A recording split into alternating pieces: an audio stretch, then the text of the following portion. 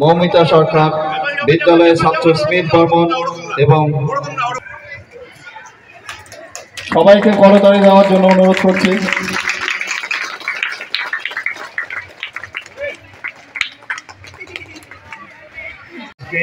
আমাদের দেশের প্রাক্তন রাষ্ট্রপতি ডক্টর সর্বপল্লী রাধাকৃষ্ণনের জন্মদিন। তিনি 1888 সালের আজকের দিনে তামিলনাড়ুতে মাদ্রাজ শহরের কাছে জন্মগ্রহণ করেছিলেন। অত্যন্ত মেধাবী একজন কৃতি ভারতীয়। তিনি তার পাণ্ডিত্যের মধ্যে দিয়ে আমাদের দেশকে বিভিন্নভাবে বিভিন্ন সময়ে তিনি আমাদের দেশকে এগিয়ে নিয়ে গেছেন, এগিয়ে নিয়ে যেতে সাহায্য করেছেন। তিনি ছিলেন আমাদের ভারতবর্ষের অন্যতম গুরুত্বপূর্ণ বিশ্ববিদ্যালয় বেনারস হিন্দু ইউনিভার্সিটি, যেখানকার তিনি ভাইস চ্যান্সেলর ছিলেন। তিনি অক্সফোর্ড ইউনিভার্সিটির সাথে যুক্ত ছিলেন। তারপরে আমাদের দেশ যখন স্বাধীন হলো তখন তাকে আমাদের দেশের রাশিয়া, অর্থাৎ সেই সময় রাশিয়া দেশ ছিল না, ছিল United states of Soviet Russia, সেখানে তিনি অ্যাম্বাসেডর হিসাবে নিযুক্ত হয়েছিলেন।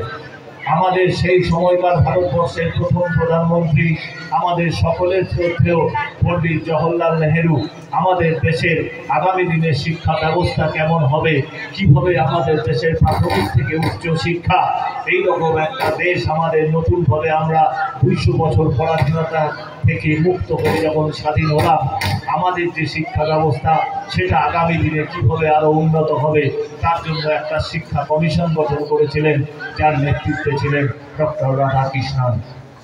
তার সুচিন্তিত পরিকল্পনার মধ্যে দিয়ে আমাদের দেশের শিক্ষা ব্যবস্থা অনেক দূর অগ্রসর হতে পেরেছে বলেই আমরা সকলেই মনে করে থাকি। পাশাপাশি তিনি কি হয়েছিলেন, তিনি হলেন আমাদের দেশ যখন প্রথম 1952 সালে নির্বাচন অনুষ্ঠিত হয়, তারপরে 1953 সালে তিনি আমাদের দেশের প্রথম উপরাষ্ট্রপতি হিসাবে নিযুক্ত হলেন। 1952 সাল থেকে 1962 সাল পর্যন্ত তিনি এই পদে আসীন ছিলেন। তারপর 1962 সালে তিনি আমাদের দেশের রাষ্ট্রপতি হিসাবে মনোনীত হন।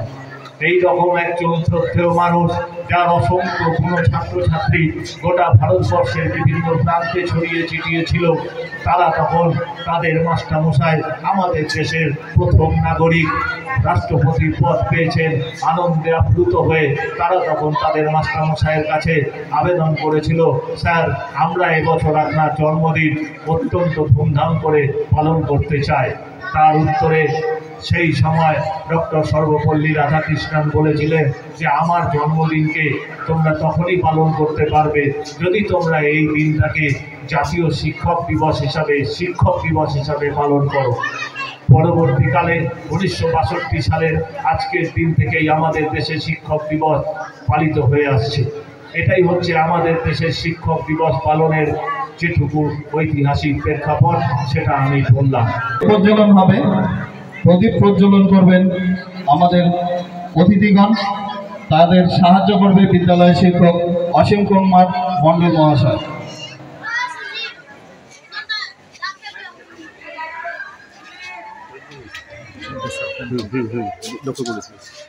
যে সমস্ত ছাত্রছাত্রীরা আমাদের ডাকে স্বেচ্ছায় রক্ত প্রদান করতে এসেছো, আমি তোমাদের কাছে অনুরোধ করছি তোমরা নামগুলো রেজিস্ট্রেশন করে নাও।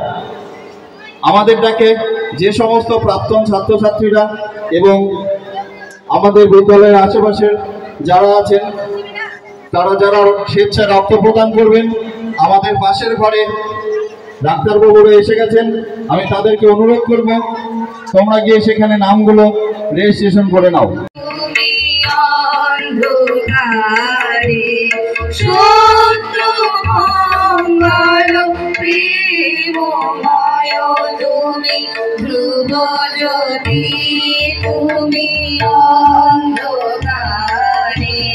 তুমি